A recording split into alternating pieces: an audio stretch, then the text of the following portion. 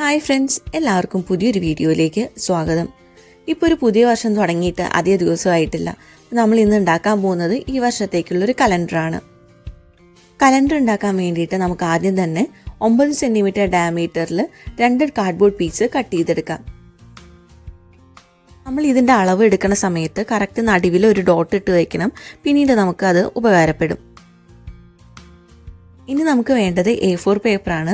A4 പേപ്പറിൽ വീതിയിലും നീളത്തിലും നമുക്ക് നടുവിൽ കൂടെ വരച്ചു കൊടുക്കാം.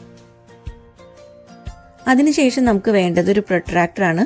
പ്രൊട്രാക്ടർ കറക്റ്റ് ഈ 2 ലൈനുകളുടെയും കൂടിച്ചേർന്ന് അവിടെ വച്ചിട്ട് നമുക്ക് 30, 60, 90, 120, 150, 150 അവിടെയെല്ലാം മാർക്ക് ചെയ്ത് കൊടുക്കാം. അതുപോലെ തന്നെ അത് തിരിച്ചു വെച്ചിട്ടും നമുക്ക് മാർക്ക് ചെയ്ത് കൊടുക്കാം. ഇപ്പോൾ നമ്മൾ വരച്ച മാർക്കുകൾ അതിൻ്റെ ഓപ്പോസിറ്റുള്ള മാർക്കുകളായിട്ട് കൂട്ടിച്ചേർത്ത് ലൈനാക്കി മാറ്റുക.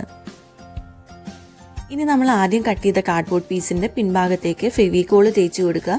അതിനുശേഷം ഒരു ബാംബൂ സ്റ്റിക്ക് എടുത്ത് അതിൻ്റെ നടുഭാഗം നമ്മൾ ഓൾറെഡി മാർക്ക് ചെയ്ത് വെച്ചിട്ടുണ്ട്. അത് കറക്റ്റ് ഈ പേപ്പറിൻ്റെ നടുവിലേക്ക് ഒട്ടിച്ചു കൊടുക്കാം. അതിനുശേഷം പേപ്പറിൽ നമ്മൾ ലൈൻ വരച്ച പോലെ തന്നെ ഈ കാർഡ്ബോർഡ് പീസിലേക്കും ലൈൻ വരയ്ക്കാം. ഇനി നമുക്ക് ഈ കാർഡ്ബോർഡിൽ 7 സെൻറ്റിമീറ്റർ ഡയമീറ്ററിൽ ഒരു വട്ടവും കൂടി വരച്ചു കൊടുക്കാം. ഇനി നമുക്ക് വേണ്ടത് കുറച്ച് വലിയ പോപ്പ് സ്റ്റിക്കുകളാണ്. ഇത് ഞാൻ കടയിൽ നിന്ന് വാങ്ങിയതാണ്. ഇത് നമുക്ക് ഗ്ലൂ ഗൺ വെച്ച് കാർഡ്ബോർഡ് പീസിലേക്ക് ഒട്ടിച്ചു കൊടുക്കാം. ഒട്ടിക്കുന്ന സമയത്ത് നമ്മൾ ഈ വരച്ച വരകളിലേക്കാണ് ഒട്ടിക്കേണ്ടത്. അതുപോലെ തന്നെ നമ്മൾ ഉള്ളിൽ വരച്ച ആ വട്ടത്തിൻ്റെ പുറത്തോട്ടാണ് ഒട്ടിക്കേണ്ടത്. അങ്ങനെ 12 വരകളാണ് വരച്ചിരുന്നത്. 12 എണ്ണത്തിലേക്ക് നമുക്ക് ഈ പോപ്പ് സ്റ്റിക്ക് ഒട്ടിച്ചു കൊടുക്കാം. പോപ്പ് സ്റ്റിക്ക് നന്നായിട്ട് ഉണങ്ങിയ ശേഷം ആ കാർഡ്ബോർഡ് പീസിൻ്റെ പിന്നിൽ ഒട്ടിച്ചിരിക്കുന്ന പേപ്പർ നമുക്ക് കീറിക്കളയാം. ഈ പേപ്പർ നമ്മൾ ഒട്ടിച്ചത് ഈ സ്റ്റിക്കുകൾ നമ്മൾ ഒട്ടിക്കുന്ന സമയത്ത് കറക്റ്റ് സ്ട്രെയിറ്റ് ആയിട്ട് വരാൻ വേണ്ടിയിട്ടാണ്.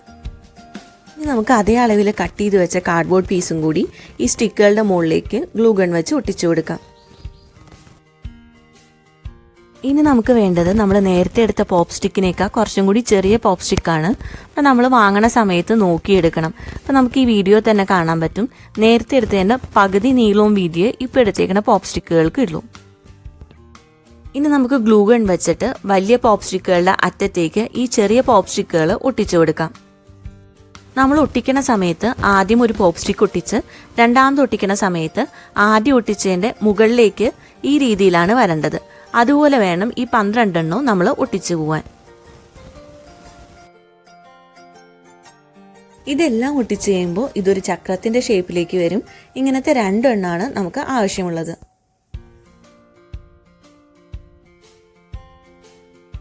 ഇനി നമുക്ക് 2 വലിയ പോപ്പ് സ്റ്റിക്കുകൾ വേണം. ഒരെണ്ണത്തിൻ്റെ മുകളിലേക്ക് നമുക്ക് വേറൊരെണ്ണം കൂടി ഒട്ടിക്കാം. ഇതുപോലത്തെ ഒരെണ്ണവും കൂടി നമുക്ക് ആവശ്യമുണ്ട്. ഇനി നമുക്ക് ഒരു വലിയ പോപ്പ് സ്റ്റിക്കും കൂടി എടുത്ത് അതിൻ്റെ 2 അറ്റത്തും ഗ്ലൂ ഗൺ തേച്ച് അതിൻ്റെ മുകളിലേക്ക് നമ്മൾ ആദ്യം ഒട്ടിച്ചു വെച്ച 2ഉം കൂടി ചേർത്ത് ഒട്ടിക്കാം. എന്നിട്ട് മുകളിലും ഇതുപോലെ നമുക്ക് ഗ്ലൂ ഗൺ തേച്ച് കൊടുക്കാം. ഇങ്ങനത്തെ ഒരെണ്ണവും കൂടി നമുക്ക് ഉണ്ടാക്കാം. ഇനി നമുക്ക് 2 പോപ്പ് സ്റ്റിക്കുകളും കൂടി എടുത്ത് അതിൻ്റെ 2ൻ്റെയും 2 അറ്റത്തും ഇതുപോലെ ഗ്ലൂ ഗൺ തേച്ച് നേരത്തെ നമ്മൾ ഉണ്ടാക്കി വെച്ചെന്ന് ഇതിൻ്റെ മുകളിലേക്ക് ഒട്ടിച്ചു കൊടുക്കാം. ഇനി ഇത് ഉറച്ചിരിക്കാൻ വേണ്ടിയിട്ട് നമുക്ക് ഇതിൻ്റെ ഈ 2 സൈഡുകളിലും കൂടി പോപ്പ് സ്റ്റിക്ക് ഓരോന്ന് ഒട്ടിച്ചു കൊടുക്കാം. അതുകൂടാതെ താഴ്ഭാഗത്തും 2 പോപ്പ് സ്റ്റിക്കുകൾ ഒട്ടിച്ചു കൊടുക്കാം. ഇത്രയും സ്റ്റിക്കുകൾ നമ്മൾ ചുറ്റും ഒട്ടിച്ച് കഴിയുമ്പോൾ സ്റ്റാൻഡ് നല്ല ബലത്തിൽ നിൽക്കും.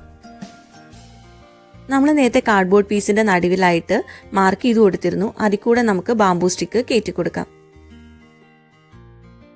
ഇനി നമുക്കിത് ആ സ്റ്റാൻഡിലേക്ക് എടുത്തു വയ്ക്കാം.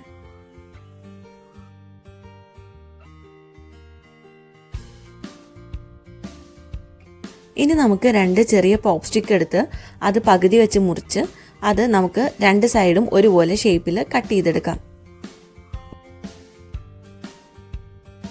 നമുക്ക് ഇങ്ങനത്തെ 48 പീസുകളാണ് ഇതിൽ ആവശ്യമുള്ളത്.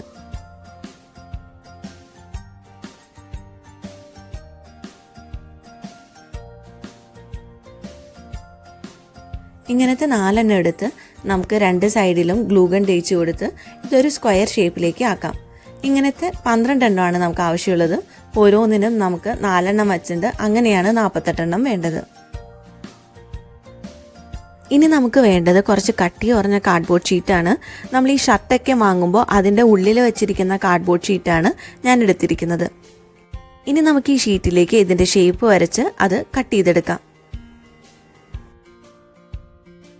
ഇങ്ങനത്തെ 12 പീസ് നമുക്ക് കട്ട് ചെയ്തെടുക്കാം. ഇനി നമുക്ക് ഇതിലേക്ക് ഓരോ മാസവും ആഴ്ചയും തീയതിയും എല്ലാം എഴുതി കൊടുക്കാം. ഞാനിവിടെ എഴുതാൻ ഉപയോഗിക്കുന്നത് കട്ടി കുറഞ്ഞ ബ്ലാക്ക് കളർ മാർക്കർ പെന്നാണ്. എഴുതുന്ന സമയത്ത് ചെരിഞ്ഞു പോകാതിരിക്കാൻ വേണ്ടിയിട്ട് ഞാൻ സ്കെയിൽ വെച്ച് ആദ്യം ഒരു ലൈൻ പോലെ പിടിച്ചതിന് ശേഷമാണ് എഴുതുന്നത്. അപ്പോൾ നമുക്ക് ലൈനൊക്കെ വരച്ച് ചെയ്യാനാണെങ്കിൽ കുറച്ച് ബുദ്ധിമുട്ടായിരിക്കും, എഴുതി കഴിഞ്ഞിട്ട് മായ്ക്കാനും ബുദ്ധിമുട്ടായിരിക്കും. അപ്പോൾ സ്കെയിൽ വെച്ച് വരയ്ക്കുകയാണെങ്കിൽ നമുക്ക് എളുപ്പമാണ്, ചെരിഞ്ഞു പോവുകയില്ല. 12 മാസത്തെയും എഴുതി കഴിഞ്ഞതിന് ശേഷം ഇതൊരോന്നായിട്ട് നമുക്ക് സ്ക്വയർ ഷേപ്പിൽ നമ്മൾ ഒട്ടിച്ച് വെച്ചേക്കണം പോപ്പ് സ്റ്റിക്കിൻ്റെ മുകളിലേക്ക് ഒട്ടിച്ചു കൊടുക്കാം. ഇനി നമ്മൾ ബാംബൂ സ്റ്റിക്ക് എടുത്ത് ഈ സ്ക്വയർ ഷേപ്പിൻ്റെ നീളം ആദ്യം അളക്കുക. അതിനുശേഷം 2 സൈഡിലും 1/2 സെൻറ്റിമീറ്റർ വിടുന്ന രീതിയിൽ നമ്മൾ ഈ ബാംബൂ സ്റ്റിക്കുകൾ കട്ട് ചെയ്തെടുക്കണം. ഇതും നമുക്ക് 12 എണ്ണം തന്നെയാണ് വേണ്ടത്. ഇനി നമുക്ക് ഇതിൻ്റെ പിന്നിൽ ഇത് ഒട്ടിച്ചു കൊടുക്കണം. ഗ്ലൂഗൺ വെച്ചാണ് ഞാൻ ഒട്ടിക്കുന്നത്.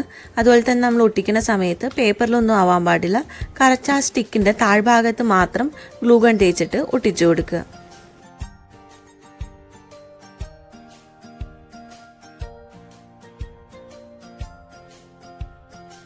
ഇനി നമ്മൾ നേരത്തെ ഉണ്ടാക്കി വെച്ച ചക്രത്തിൻ്റെ ഓരോ സ്റ്റിക്കിലേക്കും ഓരോ മാസങ്ങളായിട്ട് ഒട്ടിച്ചു കൊടുക്കാം. ആദ്യം നമ്മൾ ഗ്ലൂഗൺ വെച്ച് ഒട്ടിച്ചു കൊടുത്തതിന് ശേഷം പിന്നെയും അതിൻ്റെ മുകളിലേക്ക് ഗ്ലൂഗൺ ഒഴിച്ചു കൊടുക്കുക. അതാവുമ്പോൾ അത് ഒട്ടും വിട്ടുപോരാതെ ഇരിക്കും. ആദ്യത്തെ 2 മാസം ഒട്ടിക്കുമ്പോൾ നമുക്ക് കുറച്ച് ബുദ്ധിമുട്ട് തോന്നും, കാരണം ചക്രം നേരെ നിൽക്കില്ല. 2 മാസങ്ങൾ ഒട്ടിച്ച് കഴിയുമ്പോൾ ചക്രങ്ങൾ തമ്മിലുള്ള ഗ്യാപ്പ് ബാലൻസ് ആവും. അതിനുശേഷം ബാക്കിയുള്ള മാസങ്ങൾ ഒട്ടിക്കാൻ നമുക്ക് എളുപ്പമായിരിക്കും. അങ്ങനെ 12 മാസവും ഒട്ടിച്ച് കഴിയുമ്പോൾ നമ്മുടെ ജൈൻറ്റ് വീൽ കലണ്ടർ റെഡിയായി. നമുക്കിത് നല്ല രീതിയിൽ കറക്കാനും എല്ലാം പറ്റുന്നതാണ്. ഓരോ മാസത്തിനനുസരിച്ച് വയ്ക്കാനും പറ്റും. നമ്മൾ സ്റ്റാൻഡ് ഉണ്ടാക്കിയ സമയത്ത് അതിൻ്റെ ബേസ് നന്നായിട്ട് ഉണ്ടാക്കിയോണ്ട് അങ്ങനെ വീണു പോവുകയൊന്നുമില്ല. കുറച്ചധികം സമയമെടുത്ത് നമുക്ക് വളരെ എളുപ്പത്തിൽ ചെയ്യാൻ പറ്റുന്നതാണ്. അപ്പോൾ എല്ലാവരും ട്രൈ ചെയ്ത് നോക്കൂ. വീഡിയോ ഇഷ്ടപ്പെട്ട് കഴിഞ്ഞാൽ ഫ്രണ്ട്സിന് ഷെയർ ചെയ്യുക. അതുപോലെ എൻ്റെ പുതിയ വീഡിയോസ് കാണാനായിട്ട് ചാനൽ സബ്സ്ക്രൈബ് ചെയ്ത് അതിനടുത്തുള്ള ബെൽ ബട്ടൺ അമർത്തി ഓൾ ക്ലിക്ക് ചെയ്യുക. താങ്ക്